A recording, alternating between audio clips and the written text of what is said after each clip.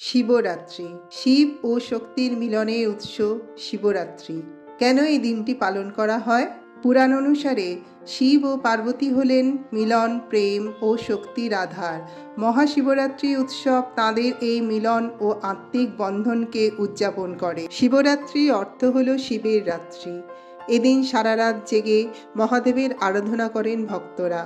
ওম নমঃ শিবায় এবং হর হর মহাদেব মন্ত্র উচ্চারণের সঙ্গে ভোর থেকে সারা রাত ধরে শিব মন্দিরগুলিতে চলে বিশেষ পূজা অর্চনা।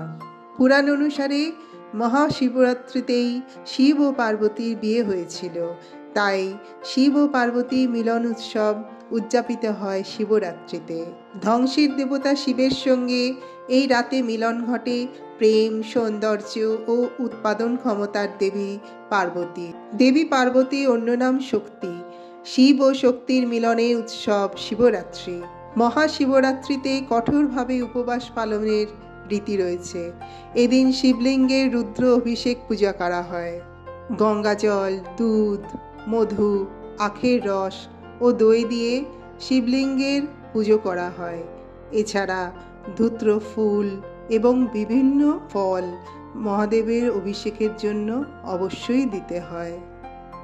বিবাহিত মহিলারা মহাশিবরাত্রিতে স্বামীর মঙ্গল কামনা করে উপবাস রেখে পুজো করেন।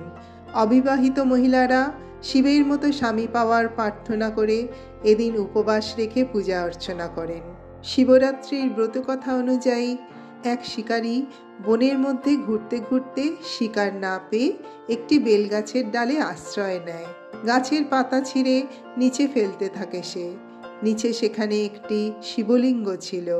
বেলপাতা পড়ায় খুশি হয়ে মহাদেব তাকে আশীর্বাদ করেন। কালকুট কথা অনুযায়ী এদিন দেবতা ও রাক্ষসদের সমুদ্র মন্থনের ফলে ভয়ানক কালকুট বিষ উঠে আসে। সেই বিষের জ্বালায় ছটফট করতে থাকে গোটা বিশ্ব। সৃষ্টি রক্ষা করতে মহাদেব সেই বিষ নিজের কণ্ঠে ধারণ করেন। বিষে তার কণ্ঠ নীল হয়ে যায়, তাই তার আর এক নাম নীলকণ্ঠ। ভারতবর্ষে মহা ধুমধামের সঙ্গে পালন করা হয় মহাশিবরাত্রি।